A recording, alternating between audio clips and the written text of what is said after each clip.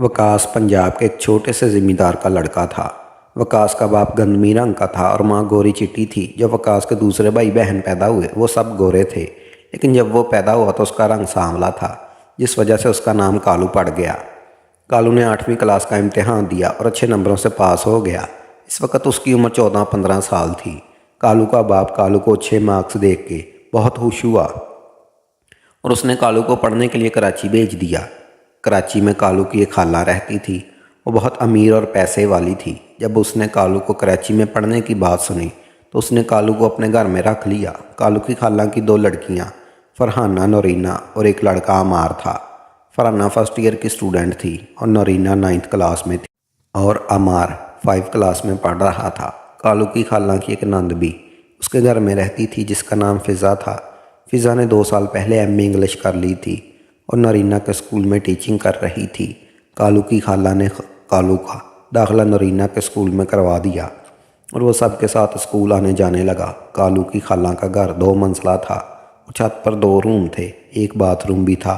दूसरी मंजिल पर कालू की खाला की देवरानी रहती थी, जिसका नाम किरण था। किरण के 2 बच्चे थे, एक 3 साल की बेटी हीरा और एक दूध पीता बेटा रेहान। कालू की खाला के घर में 3 रूम थे, एक रूम खाला और खालू का, एक रूम फरहाना और नरीना का और एक रूम फ़िज़ा का था। घर में एक बड़ा सा हॉल था, जिसके एक साइड में ओपन किचन था।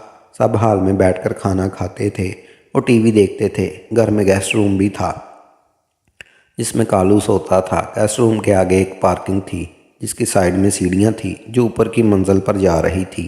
कालू का खालू अपने भाई के साथ एक फैक्ट्री चलाता था। दोनों भाई सुबह 10 बजे घर से निकल जाते और रात के 12 बजे के बाद ही घर वापस लौटते थे। कालू एक समझदार और खुश मिजाज लड़का था। एक हफ्ते में ही वो सब घुल मिल गया और घर के एक फ़र्द की तरह रहने लगा। कालू की लाइफ एक रूटीन से गुजरने लगी। वो सुबह टाइम पर उठता और नाश्ते के बाद सबके साथ स्कूल चला जाता। वापस आकर वो कुछ देर आराम करता, फिर अपना होमवर्क करने बैठ जाता। इसके बाद वो फ्री होता और ज़्यादातर टाइम मूवी देखकर गुजारता। कभी कभी खाला उससे घर के छोटे मोटे काम बोलती या बाज़ार से सौदा सलफ लाने भेज देती, तो वो ये काम हंसते हंसते कर देता। बाकी सबकी सेम रूटीन थी। सिर्फ फ़िज़ा स्कूल से आने के बाद कुछ देर रेस्ट करती थी, फिर कॉलोनी की कुछ लड़कियां को ट्यूशन पढ़ाने छत पर ले जाती थी। ये उसकी रोज़ की रूटीन थी। यह संडे के दिन की बात है। इस दिन छुट्टी थी। कालू की खाला घर में डिश एंटीना था।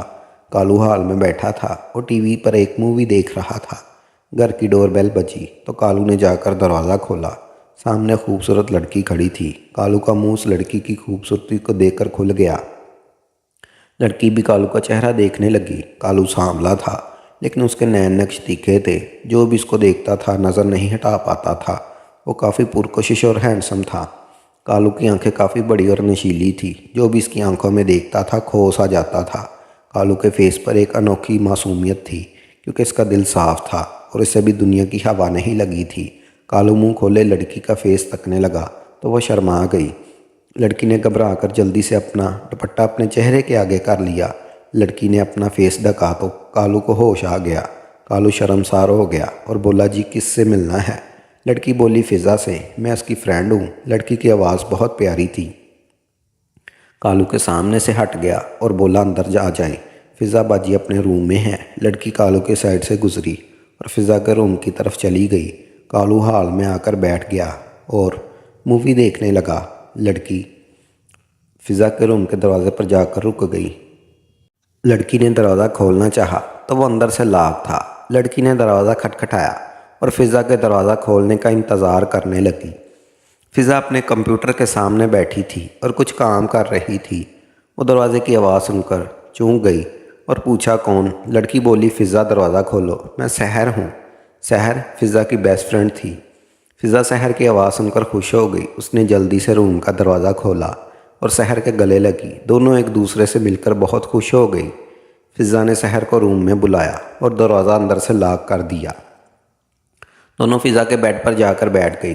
फ़िज़ा खूबसूरत और मचोर और उसका फेस साफ और रंगत आइस जैसी थी।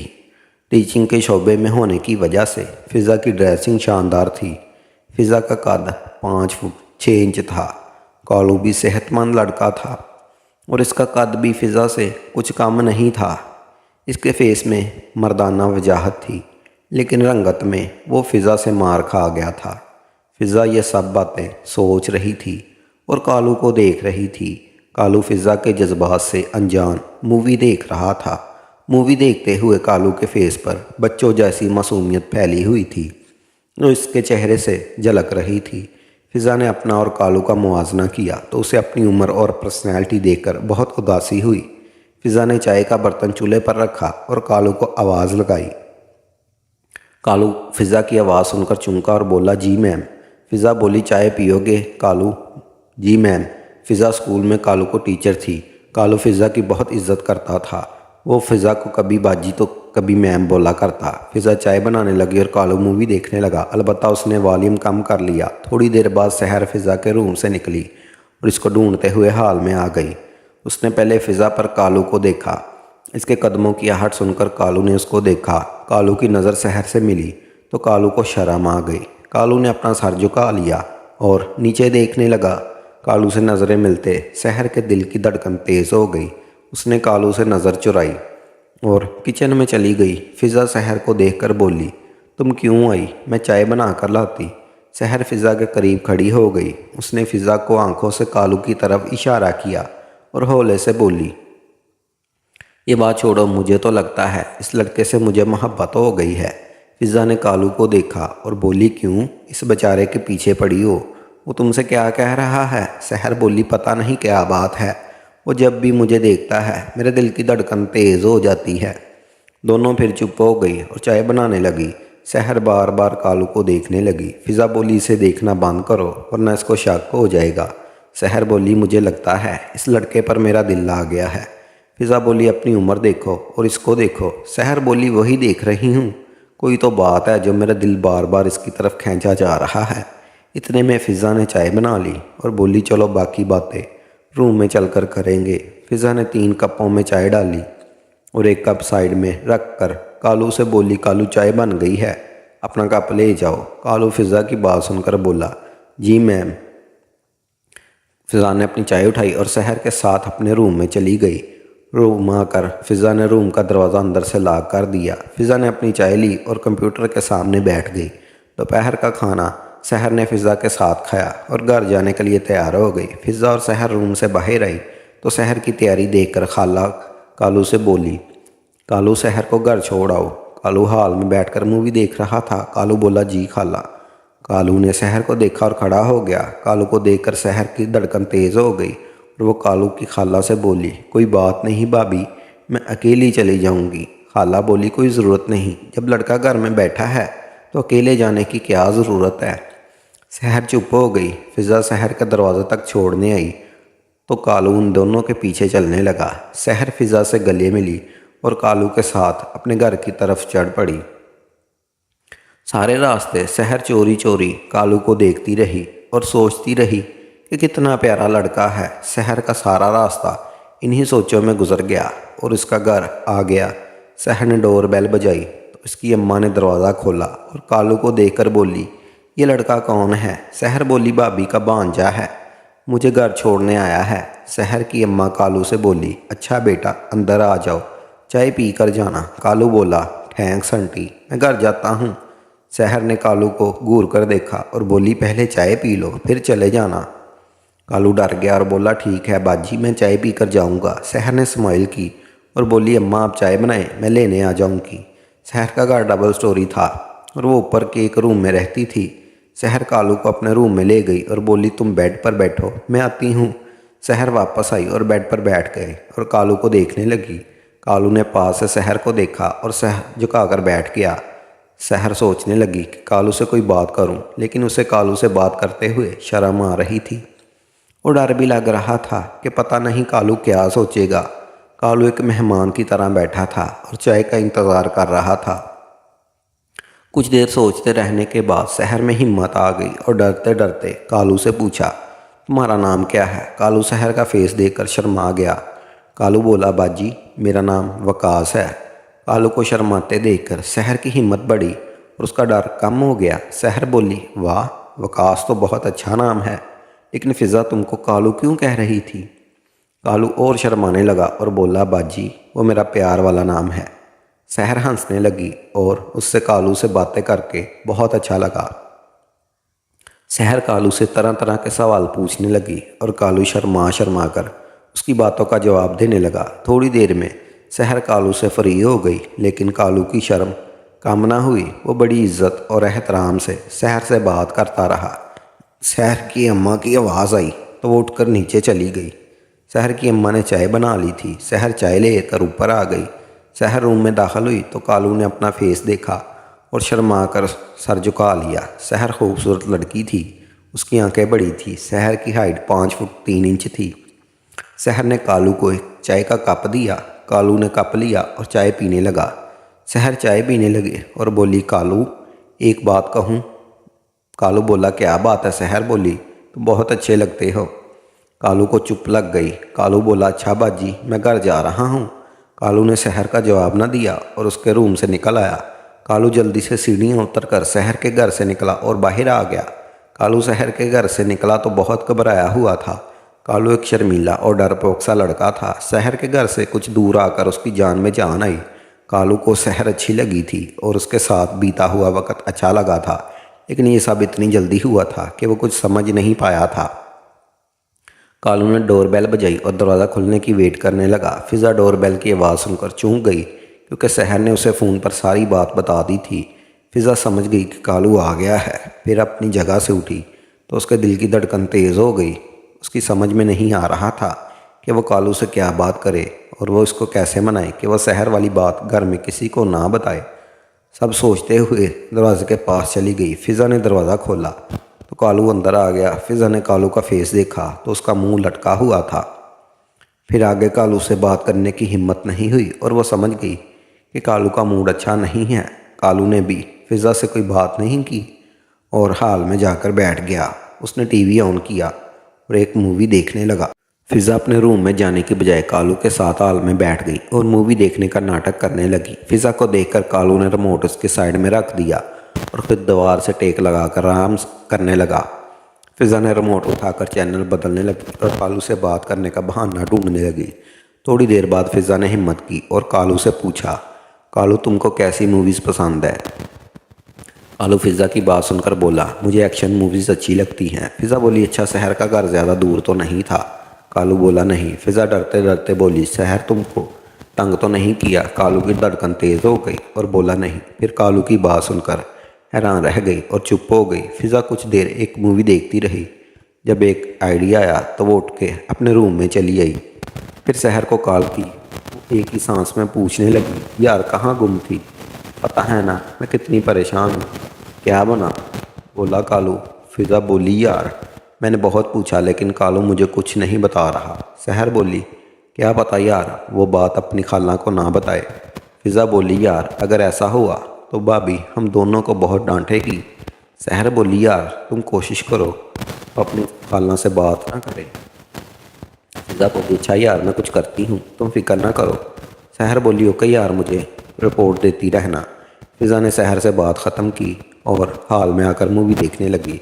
शाम तक का टाइम ऐसे ही गुजरा। फिर सब घर वाले अपने अपने रूम से बाहर निकल आए और हाल में बैठकर टीवी देखने लगे। फिज़ा की टेंशन बढ़ गई और वो कालू के करीब रहने लगी। रात खाने तक ऐसा ही चलता रहा और फिज़ा ने कालू को किसी से बात करने का कोई मौका ना दिया। जब सब सोने चले गए, फिज़ा राहत की सांस ली और अपने रूम में चली आई। फिज़ा ने शहर को कॉल की और बोली, यार सब ओके है। मैंने कालू को किसी से बात नहीं करने दी, तुम बेफिक्र होकर सो जाओ। शहर बोली, यार ऐसा ना हो ये बात तुम्हारे भाई को बता दे। फिज़ा डर गई और बोली, यार फिर तो बहुत डांट पड़ेगी हमें। शहर बोली, यार तुम अपने भाई के आने तक कालू पर नज़र रखो। जब तक वो सो ना जाए तुम सुकून की सांस ना लेना। फिज़ा बोली, अच्छा मैं कुछ करती हूँ, गुड नाइट। फिज़ा ने शहर से बात ख़त्म की और सो गई। कालू के आने तक जागता रहा और मूवी देखता रहा, लेकिन बाकी सब रात के 10 बजे अपने रूम में सोने चले जाते। सबके जाने के बाद कालू गेस्ट रूम से अपना बिस्तर लेकर आया और हॉल में टीवी के सामने बिछाकर लेट गया। कालू ने एक अच्छी सी मूवी सेलेक्ट की और देखने लगा। ये उसकी रोज़ की रूटीन थी। कुछ देर बाद फिज़ा रूम से निकली और किचन में चली गई। वो पानी पीने लगी और कालू की चोरी चोरी देखने लगी। कालू ने एक बार फिज़ा को देखा, फिर अपना मुंह फेर कर मूवी देखने लगा। फिज़ा पानी पीकर रूम में जाने की बजाय हॉल में आकर बैठ गई। कालू फिज़ा को देखकर उठ बैठा और दीवार से टेक लगा कर बैठ गया। कालू ने रिमोट फिज़ा के आगे रख दिया तो फिज़ा ने रिमोट उठाकर कालू के हाथ में दे दिया। फिज़ा बोली, तुम देखो, मुझे नींद नहीं आ रही, इसलिए थोड़ा टाइम पास करने आ गई। कालू ने रिमोट अपने हाथ में रख लिया और बोला, ओके। दोनों चुप हो गए और मूवी देखने लगे। कुछ देर बाद एक आइडिया आया तो फिज़ा उठकर अपने रूम में चली गई। फिज़ा वापस आई तो उसका बिस्तर उसके हाथ में था।